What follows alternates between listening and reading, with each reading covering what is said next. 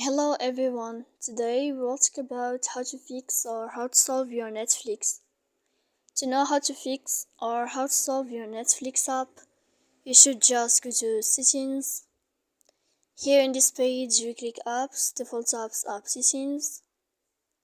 When you'll find this list you will enter to the window of Netflix.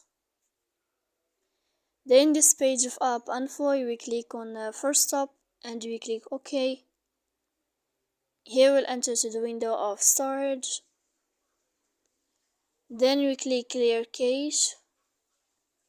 Here in this page you turn off your Wi-Fi and you can wait a moment to turn on your Wi-Fi again to fix that problem you have on Netflix. So please don't forget to support us by like and subscribe.